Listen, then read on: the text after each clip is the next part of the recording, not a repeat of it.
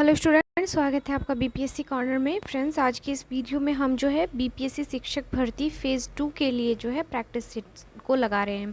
Friend, ये हमारा practice set 8वां है। इससे पहले हम लोगों ने जो है कुल 7 प्रैक्टिस सेट को जो है कवर कर लिया है।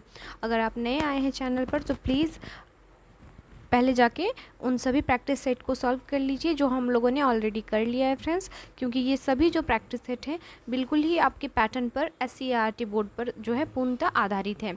और एग्ज़ाम की बात करें फ्रेंड्स तो बीपीएससी आयोग के द्वारा यह कहा गया है कि आपका जो फॉर्म फिलअप करने की तिथि है यह 19 अक्टूबर रखा गया है और नवंबर से दिसंबर के बीच जो है आपकी एग्ज़ाम को कंडक्ट करवा दिया जाएगा फ्रेंड्स। तो ऐसे में जो है अभी से ही प्रैक्टिस सेट ज़्यादा से ज़्यादा लगाइए और सेल्फ स्टडी खुद से तो बहुत ही ज़्यादा कीजिए, क्योंकि वैसे स्टूडेंट जो बहुत कम नंबर से इस बार पीछे छूट रहे हैं उनका मतलब जो है थोड़ा और मेहनत करने से इस बार इंशाल्लाह जो है उनका सिलेक्शन ज़रूर हो जाएगा। जो भी अपीयरिंग कैंडिडेट्स हैं वो तो शुरू से ही उनको शुरुआत करना है। तो आपके पास जो भी लिमिट टाइम मिल रहा है आपको 2 से 3 महीने का या कह ले 2.5 महीने का, इसको आप अच्छे से यूज़ कीजिए और पढ़ाई पर फोकस्ड कीजिए फ्रेंड्स, क्योंकि फिर ना जाने ऐसी इतनी बड़ी संख्या में वैकेंसी आपको बिहार में कब देखने को मिले। चुनाव का समय है, ऐसे आप भी लाभ उठाइए। तो शुरू करते हैं इसी उम्मीद के साथ आज का वीडियो। और वीडियो शुरू करने से पहले फ्रेंड्स प्लीज़ मुझे भी सपोर्ट करने के लिए अगर आप नए हैं तो चैनल को सब्सक्राइब कर लीजिए और लाइक कर लीजिए फ्रेंड्स, क्योंकि लाइक से क्या होता है ना, इंसान ज़्यादा मोटिवेट होता है थोड़ा सा। तो शुरू करते हैं। आज का हमारा पहला सवाल है, नीली क्रांति संबंधित है खनिज उत्पादन से, बहुमूल्य पत्थरों के व्यापार से, मछली उत्पादन से या खाद्य संस्करण से। आपको बताना है नीली क्रांति का संबंध है किससे। तो ऑप्शन जो सी हो जाएगा मछली उत्पादन, यह जो हो जाएगा नीली क्रांति से संबंधित है। अगर बता दें नीली क्रांति के जो जनक थे ये माने जाते हैं हीरालाल चौधरी और doctor Arun Krishnan. Sorry friends, Arun Krishnan. Hiralal Chaudhary और अरुण कृष्णन जो है 1985 से 80 के दशक में जो है आपका नीली क्रांति के क्षेत्र में बहुत ही अच्छा योगदान दिए थे।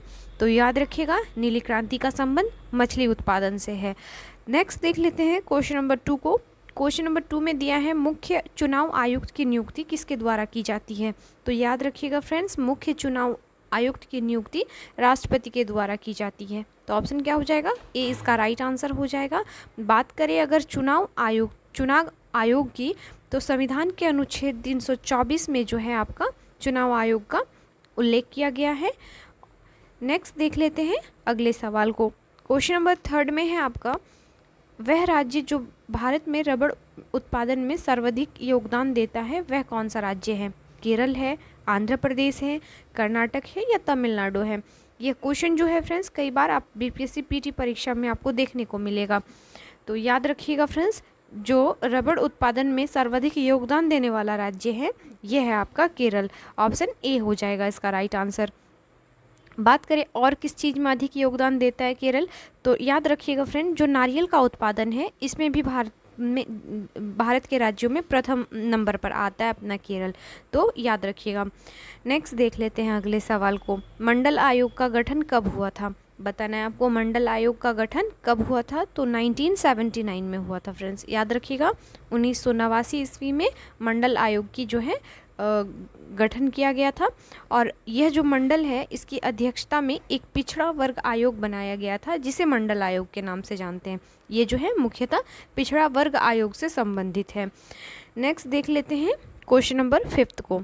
फ्रेंड्स, जो भी क्वेश्चन है काफ़ी इंपॉर्टेंट है, आप प्लीज़ इस प्रैक्टिस सेट को ज़्यादा से ज़्यादा लगाइए और हो सके तो शेयर ज़्यादा से ज़्यादा कीजिए, क्योंकि जिन लोगों तक बुक की पहुंच नहीं होती है, क्योंकि फ्रेंड्स मैं कई ऐसे स्टूडेंट्स को जानती हूँ जिनका बैकग्राउंड जो होता है बिल्कुल गांव घर से होता है, उन लोगों के पास बुक काफ़ी अवेलेबल होने में जो है होता है प्रॉब्लम होता है। तो ऐसे में मोबाइल तो हर किसी के पास है, तो आप अगर शेयर कीजिएगा तो ज़्यादा से ज़्यादा हो सकेगा कि लोगों तक वीडियो के माध्यम से ही सही, लेकिन वो जो है सभी क्वेश्चंस को जो है अच्छे तरीके से कर पाएंगे और उनका जो एक तैयारी का लेवल है वो भी अच्छा हो जाएगा फ्रेंड्स। तो इसलिए मैं बोलती हूँ कि ज़्यादा से ज़्यादा शेयर कीजिए। क्वेश्चन नंबर 5 में आपका, किस युद्ध के परिणाम स्वरूप जर्मनी इटली का एकीकरण पूर्ण हुआ था।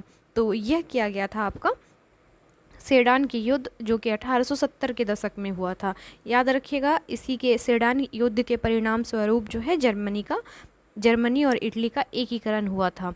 चलिए देखते हैं क्वेश्चन नंबर 6 को। क्वेश्चन नंबर 6 में है आपका हिमाद्री नाम किसके लिए प्रयुक्त होता है।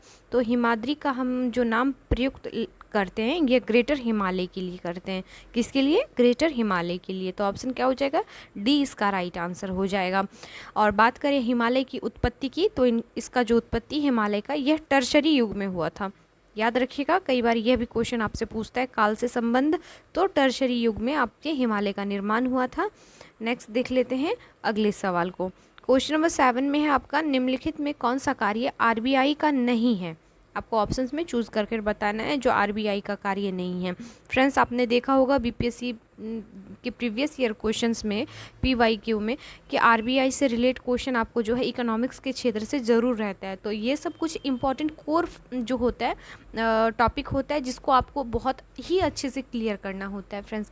क्योंकि ऐसे अगर क्वेश्चंस आप नहीं क्लियर कीजिएगा तो फिर थोड़ा बहुत क्वेश्चन का लेवल आपको थोड़ा कठिन लगने लगेगा। तो अभी से ही टाइम काफ़ी अच्छा खासा है, आप एक एक चीज़ को जो है परफेक्ट वे में तैयार कर लीजिए। तो इसका राइट आंसर हो जाएगा जो आरबीआई का कार्य क्षेत्र में नहीं आता है, रुपए के मूल्य का निर्धारण करना। तो ऑप्शन क्या हो जाएगा? बी हो जाएगा। बात करें अगर कि कई बार पूछता है ऐसे ही जैसे कि कौन सा कार्य आरबीआई का है, तो याद रखिएगा फ्रेंड्स, करेंसी नोटों का निर्गमन, सरकारी बैंकर का काम, बैंकों के बैंक का काम, विदेशी विनिमय को नियंत्रित करना, साख नियंत्रण और आंकड़ों का संग्रहण और प्रकाशन, ये सभी जो है आपके आरबीआई के प्रमुख कार्यों में से हैं। तो याद रखिएगा। चलिए क्वेश्चन नंबर 8 को देखते हैं। क्वेश्चन नंबर 8 में है आपका निम्नलिखित में कौन भारत में लोकतंत्र के लिए चुनौती है। राजनीतिक दल है, मजबूत नौकरशाही है, राजनीति में धन का प्रयोग है, या देश का विकास विशाल आकार है। तो कौन लोकतंत्र के लिए एक चुनौती है? तो यह जो इसका राइट आंसर हो जाएगा, राजनीति में धन का प्रयोग करना। यह जो है आपके भारतीय राजनीति में भारत के लोकतंत्र में सबसे बड़ी चुनौती बन चुका है फ्रेंड्स। बात करें अगर, भारत विश्व में सबसे बड़ा लोकतंत्र है और अभी का जो लोकसभा का गठन हुआ है यह 17वीं लोकसभा का गठन हुआ है फ्रेंड्स। नेक्स्ट देख लेते हैं अगले सवाल को। अगला सवाल है हमारा क्वेश्चन नंबर 9 में, निम्नलिखित में कौन सा भारत की सर्वाधिक ऊंचा पर्वत शिखर है। तो भारत का जो सर्वाधिक ऊंचा पर्वत शिखर है यह माना जाता है K2 को। ये भारत का पूछ रहा है फ्रेंड्स। याद रखिएगा, माउंट एवरेस्ट भी यहाँ पर है जो कि विश्व का सबसे ऊंचा पर्वत शिखर है, लेकिन आपको भारत का बताना है तो याद रखिएगा K2 है। गॉडविन ऑस्टिन है जिसकी ऊंचाई 8611 मीटर है। याद रखिएगा ये डेटा भी 8611 मीटर है। चलिए नेक्स्ट देख लेते हैं क्वेश्चन नंबर 10 को। क्वेश्चन नंबर 10 में आपका विकास केंद्र उपागम की शुरुआत किस पंचवर्षीय योजना में की गई थी। तो ये की गई थी चतुर्थ पंचवर्षीय योजना में। विकास केंद्र उपागम की शुरुआत चतुर्थ पंचवर्षीय योजना में की गई थी, जिसका जो काल था 1969 से 74 के बीच का था काल।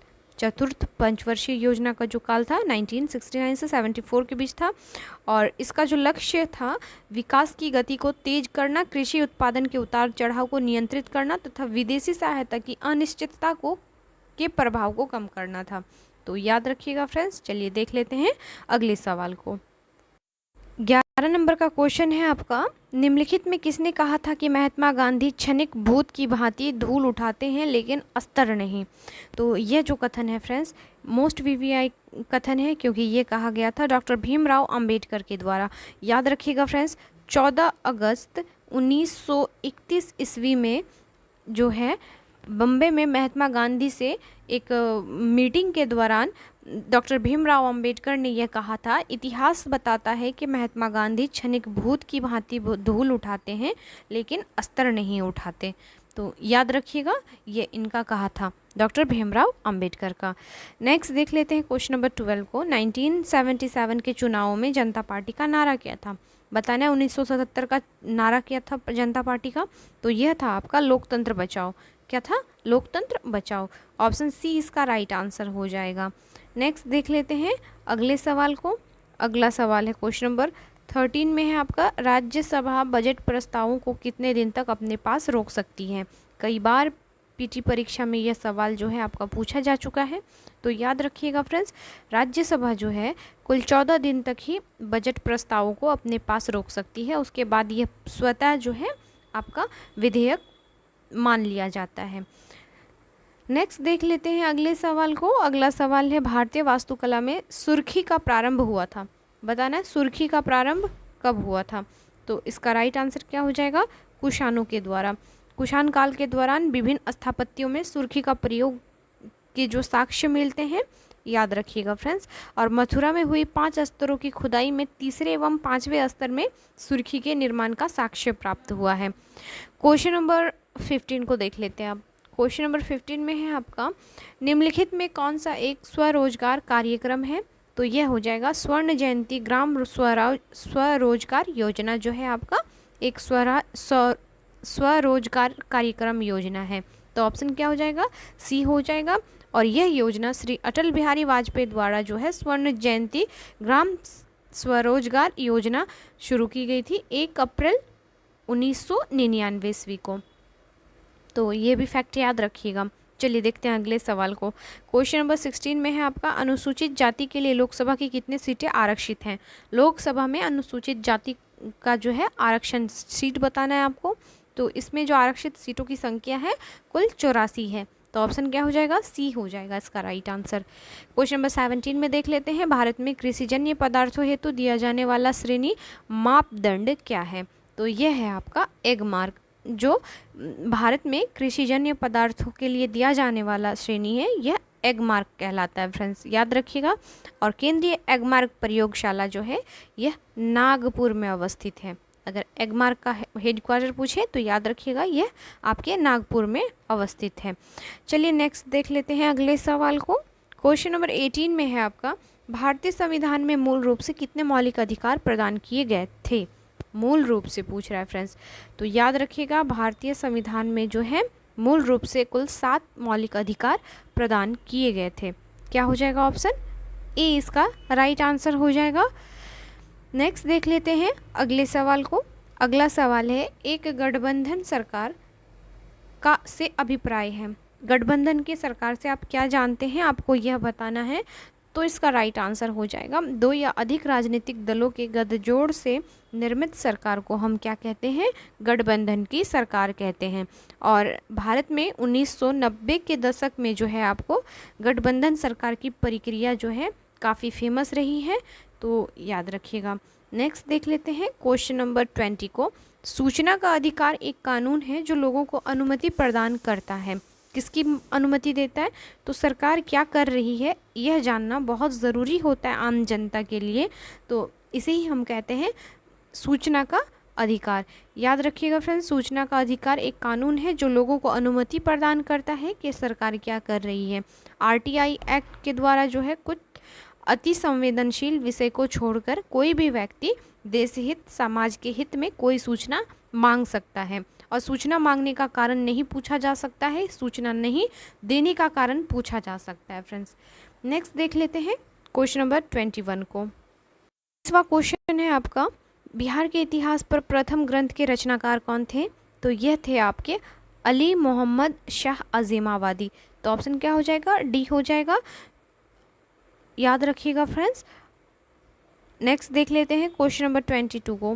क्वेश्चन नंबर 22 में है, कृषि उपजों के न्यूनतम समर्थित मूल्य एमएसपी की संतुष्टि किसके द्वारा की जाती है। राइट आंसर हो जाएगा सीएसीपी के द्वारा, ऑप्शन ए हो जाएगा। क्वेश्चन नंबर 23 में है, निम्नलिखित में कौन सा ऊर्जा गैर परंपरागत स्रोत नहीं है। तो जो नहीं है यह है आपका कोयला। कोयला जो है आपका ऊर्जा का गैर परंपरागत स्रोत नहीं है फ्रेंड्स। नेक्स्ट देख लेते हैं अगले सवाल को। क्वेश्चन नंबर 24 में है, कोंकण तट निम्न में किसके बीच स्थित है। तो जो कोंकण तट है यह आपके गोवा तथा दमन के बीच अवस्थित है। याद रखिएगा कोंकण तट पश्चिमी घाट में अवस्थित है। नेक्स्ट देख लेते हैं अगले सवाल को। एमनेस्टी इंटरनेशनल निम्नलिखित में किससे संबंधित है। तो यह जो है मानव अधिकार से संबंधित है फ्रेंड्स, ह्यूमन राइट से। तो ऑप्शन क्या हो जाएगा, बी हो जाएगा इसका राइट आंसर। और एमनेस्टी इंटरनेशनल की स्थापना का मुख्य उद्देश्य था विश्व में मानव अधिकार की रक्षा करना। बात करें अगर इसके मुख्यालय की, तो याद रखिएगा इसका जो मुख्यालय है लंदन में अवस्थित है, जो लंदन शहर है वहाँ पर यह अवस्थित है।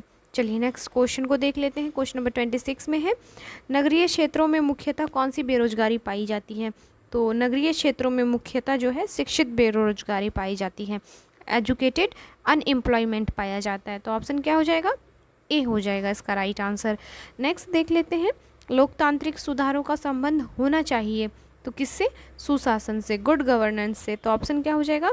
ए इसका राइट आंसर हो जाएगा फ्रेंड्स। चलिए क्वेश्चन नंबर 28 में देखते हैं, भारत में कहाँ झूम कृषि की जाती है? झूम कृषि काफ़ी फेमस है और ज्योग्राफी में जो है अक्सर ये सवाल आपको देखने मिलेगा।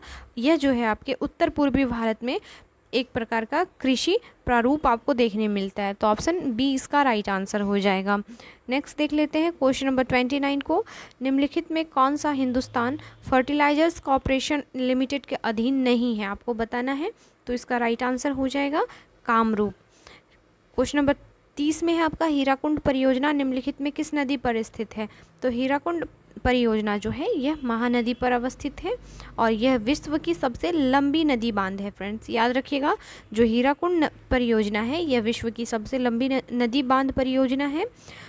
नेक्स्ट देख लेते हैं अगले सवाल को, निम्नलिखित में कौन सरकार के तीसरे अंग के रूप में जाना जाता है?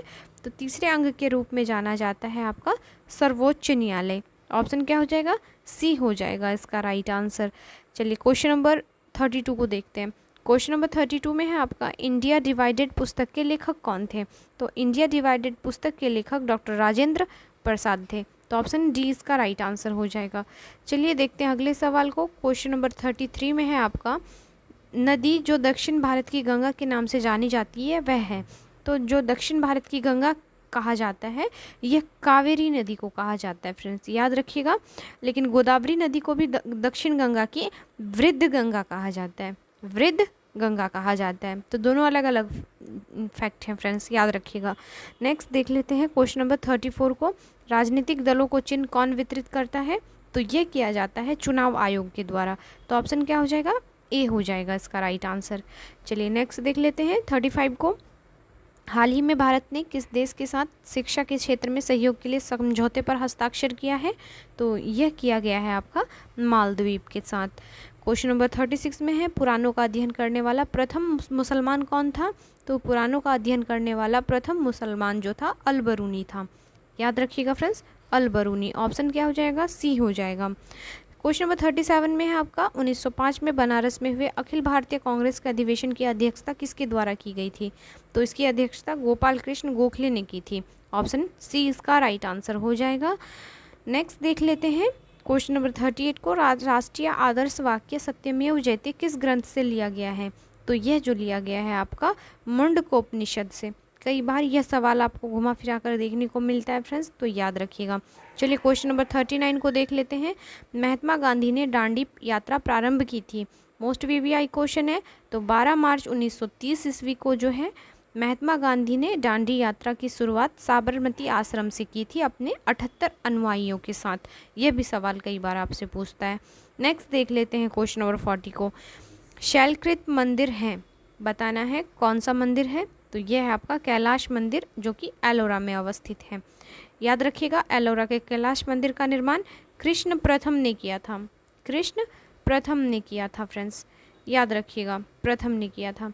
नेक्स्ट देख लेते हैं क्वेश्चन नंबर 41 को, भारत में राष्ट्रीय पर्यावरण इंजीनियरिंग शोध संस्थान स्थापित है? तो यह है आपके नागपुर में। बीसीसीआई द्वारा भारतीय महिला क्रिकेट टीम सीनियर के मुख्य कोच के रूप में किसे नियुक्त करने की घोषणा की गई है? तो यह हो जाएंगे आपके अजय जडेजा। क्वेश्चन नंबर 43 में है आपका, बिहार राज्य में शहरीकरण की दर कितनी है? इंपॉर्टेंट डेटा है फ्रेंड्स, याद रखिएगा। बिहार राज्य में शहरीकरण की जो दर है यह है आपका 11.29%। तो ऑप्शन सी हो जाएगा इसका राइट आंसर। नेक्स्ट देख लेते हैं क्वेश्चन नंबर 44 को। क्वेश्चन नंबर 44 में है आपका, रॉ a history of India's covert operations नामक पुस्तक किसने लिखा है? तो इस पुस्तक के रचयिता हैं आपके यतीश यादव। क्वेश्चन नंबर 45 में है, केंद्रीय शिक्षा मंत्री धर्मेंद्र प्रधान द्वारा शुरू किए गए 100 दिवसीय पठन अभियान का नाम क्या है? तो यह है आपका ऑप्शन क्या हो जाएगा फ्रेंड्स, पढ़े भारत, ऑप्शन ए हो जाएगा। क्वेश्चन नंबर 46 में देखते हैं, भारतीय सेना ने निम्नलिखित में किस शहर में क्वांटम कंप्यूटिंग प्रयोगशाला और सेंटर फॉर आर्टिफिशियल इंटेलिजेंस की स्थापना की है? तो एआई की स्थापना की गई है आपके महू में, ऑप्शन बी हो जाएगा। क्वेश्चन नंबर 47 में है आपका, शिक्षा मंत्रालय तथा महिला एवं बाल विकास मंत्रालय ने किस संस्था की साझेदारी में कन्या शिक्षा प्रवेश उत्सव अभियान शुरू किया है? तो यह शुरू किया गया है यूनिसेफ के द्वारा, याद रखिएगा। क्वेश्चन नंबर 48 में दिया है, पीसी महाल नोबेल पुरस्कार से सम्मानित प्रथम व्यक्ति कौन थे? तो यह थे आपके सी रंगराजन, ऑप्शन डी हो जाएगा। क्वेश्चन नंबर 49 में है, वर्ष 1947 के भारत पाक युद्ध में इस्तेमाल किए गए किस विमान को आधुनिक स्वरूप के रूप में भारतीय वायुसेना में शामिल किया जाएगा? तो यह शामिल किया जाएगा आपका डकोटा में। क्वेश्चन नंबर 50 को देख लेते हैं फ्रेंड्स, संप्राय मैदान संबंधित है किससे, आपको बताना है? तो यह संबंधित है नदी से।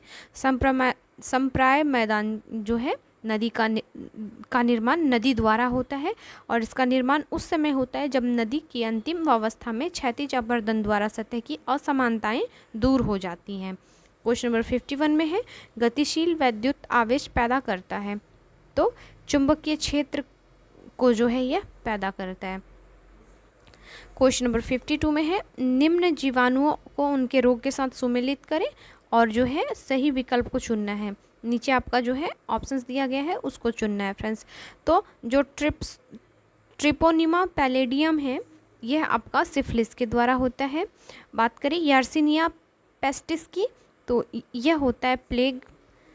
बेसिलस एंथ्रेसिस होता है आपका एंथ्रेक्स की बीमारी, और विब्रिवो कॉलेरी कॉलेरा का हो जाएगा। तो इस प्रकार से जब आप मिलाएंगे फ्रेंड्स तो यह हो जाएगा आपका ऑप्शन, जब देख लेते हैं बी हो जाएगा। कूट कौन हो जाएगा? बी हो जाएगा। प्लीज़ आप भी मिला कर देख लीजिएगा। और फ्रेंड्स प्लीज़ सब्सक्राइब जरूर कर दीजिएगा चैनल को मेरा। नेक्स्ट देख लेते हैं 53 में, परावर्तित प्रकाश में ऊर्जा क्या होता है? आपतन कोण पर निर्भर नहीं करता है फ्रेंड्स, याद रखिएगा। परावर्तित प्रकाश में ऊर्जा जो है आपतन कोण पर निर्भर नहीं करता है और प्रकाश एक प्रकार की ऊर्जा है जो विद्युत चुंबकीय तरंगों के रूप में संचरित होती है। चलिए देखते हैं अगले सवाल को। क्वेश्चन नंबर 54 में है, पादपों में मूल रोमों द्वारा जल जिस प्रक्रिया से अवशोषित किया जाता है वह कहलाती है? हम परासरण की क्रिया कहते हैं या परासरण विधि से अवशोषित किया जाता है। चलिए क्वेश्चन नंबर 55 को देख लेते हैं, निम्नलिखित में किस कारण से वनों के विशाल क्षेत्र रखने की आवश्यकता है? तो यह जो है भूवैज्ञानिक संतुलन के लिए रखने की आवश्यकता है। नेक्स्ट देख लेते हैं, वनस्पति तेलों को संतृप्त वसाओं में परिवर्तित करने के लिए किस गैस का प्रयोग किया जाता है? तो इसके लिए हम हाइड्रोजन का प्रयोग करते हैं फ्रेंड्स। क्वेश्चन नंबर 57 में है, यदि निर्वात में प्रकाश का वेग c हो तो u = 1.5 पदार्थ वाले माध्यम में प्रकाश का वेग कितना होगा? तो सॉल्व करने पर इसका राइट आंसर बी हो जाएगा। नेक्स्ट देख लेते हैं क्वेश्चन नंबर 58 को, ब्लीचिंग पाउडर का रासायनिक नाम पूछा है आपसे। तो ब्लीचिंग पाउडर का रासायनिक नाम कैल्शियम हाइपोक्लोराइट होता है, हाइपोक्लोराइट होता है, याद रखिएगा। चलिए देख लेते हैं क्वेश्चन नंबर 59 को, प्रकाश किरण पुंज जो अत्यंत दिशिक हो कहलाती है? तो इसे हम क्या कहते हैं? लेज़र कहते हैं फ्रेंड। बात करें लेज़र की फुल फॉर्म की तो याद रखिएगा आपका light amplification by stimulated emission of radiation, कई बार आपका जो है फुल फॉर्म भी पूछा जाता है। नेक्स्ट देख लेते हैं, निम्नलिखित में कौन द्वितीय प्रदूषक है? तो द्वितीय प्रदूषक जो हो जाएगा यह स्मॉग हो जाएगा। दूध को मथने से क्रीम के अलग होने का कारण क्या है? तो दूध को मथने से क्रीम के अलग होने का कारण अपकेंद्री बल होता है, अपकेंद्री बल होता है। तो ऑप्शन क्या हो जाएगा? बी हो जाएगा। चलिए नेक्स्ट देख लेते हैं क्वेश्चन नंबर 62 को, निम्नलिखित में किस युग्म में खुला परिसंचरण तंत्र पाया जाता है? तो खुला परिसंचरण तंत्र कॉकरोच और सिल्वर फिश में पाया जाता है फ्रेंड्स, कॉकरोच और सिल्वर फिश में। तो ऑप्शन सी हो जाएगा। नेक्स्ट देख लेते हैं क्वेश्चन नंबर 63 को, क्रॉस लिंक्ड पॉलीमर का उदाहरण है? तो क्रॉस लिंक्ड पॉलीमर का उदाहरण हो जाएगा आपका बैकलाइट। क्वेश्चन नंबर 64 में है, एक जेट इंजन की कार्य प्रणाली निम्नलिखित के संरक्षण पर निर्भर करती है? तो यह रेखीय संवेग पर निर्भर करती है। क्वेश्चन नंबर 65 में है, ग्रहों की गति के नियम प्रतिपादित किए गए थे? तो यह केपलर के द्वारा प्रतिपादित किए गए थे। क्वेश्चन नंबर 66 में है कुष्ठ रोग उत्पन्न होता है किससे? तो जीवाणुओं के द्वारा होता है, याद रखिएगा, जीवाणुओं से उत्पन्न होता है यह रोग। क्वेश्चन नंबर 67 में है अम्ल वर्षा के लिए उत्तरदायी गैसीय प्रदूषक कौन सा है? तो यह है आपका सल्फर डाइऑक्साइड। क्वेश्चन नंबर 68 में है जीन द्वारा नियंत्रित होता है, तो आनुवांशिकता ना कि प्रोटीन संश्लेषण। ऑप्शन क्या हो जाएगा? ए हो जाएगा। क्वेश्चन नंबर 69 में है निम्नलिखित में कौन सी गैस वायुमंडलीय प्रदूषक है, आपको बताना है। तो जो वायुमंडलीय प्रदूषक गैस है यह है आपका सल्फर डाइऑक्साइड, याद रखिएगा। नेक्स्ट देख लेते हैं क्वेश्चन नंबर 70 को। हड्डियों में जमा मुख्य खनिज तत्व होता है, जो मेजर मिनरल एलिमेंट होते हैं आपके बोन्स में, यह होता है आपका कैल्शियम। नेक्स्ट है पानी का त्रिगुणात्मक बिंदु होता है, तो यह होता है 273.16 डिग्री केल्विन। ऑप्शन क्या हो जाएगा? सी हो जाएगा। क्वेश्चन नंबर 72 में है एगार प्राप्त किया जाता है किससे? तो शैवालों से प्राप्त करते हैं हम, याद रखिएगा। एगार जो है एल्गी से पाया जाता है और एगार नामक पदार्थ सामान्यतः लाल शैवालों से ही प्राप्त किया जाता है। सवाल है एक उत्तल लेंस को 20 सेंटीमीटर की दूरी पर रखे बिंब का प्रतिबिंब कहाँ बनेगा यदि लेंस की क्षमता +2 डायोप्टर हो? तो इसकी जो आपका प्रतिबिंब बनेगा फ्रेंड्स, यह बनेगा आपके -33.3 सेंटीमीटर पर। तो ऑप्शन सी इसका राइट आंसर हो जाएगा। क्वेश्चन नंबर 75 में है आपका माइटोकॉन्ड्रिया का मुख्य कार्य है कोशिका में क्या करना होता है? तो रेस्पायरेशन का काम होता है फ्रेंड्स, याद रखिएगा। माइटोकॉन्ड्रिया का मुख्य कार्य कोशिका में रेस्पायरेशन करना होता है और माइटोकॉन्ड्रिया की खोज अल्टमैन ने 1886 ईस्वी में की थी। तो ये भी फैक्ट आप याद रखिएगा। माइटोकॉन्ड्रिया को कोशिका का श्वसन स्थल भी कहा जाता है। तो फ्रेंड वीडियो कैसा लगा प्लीज़ फीडबैक दीजिए और प्लीज़ मुझे सपोर्ट करने के लिए लाइक शेयर और सब्सक्राइब कर दीजिए। फ्रेंड्स आपके एग्ज़ाम तक जितने सारे मोस्ट इंपॉर्टेंट प्रैक्टिस सेट होंगे मार्केट में अवेलेबल, मैं सभी को आपके लिए लेकर आऊँगी फ्रेंड्स। तो प्लीज़ प्लीज़ प्लीज़ आप वीडियो को पूरा देखिए और सपोर्ट करते रहिए। मिलते हैं नेक्स्ट वीडियो में, तब तक के लिए थैंक यू।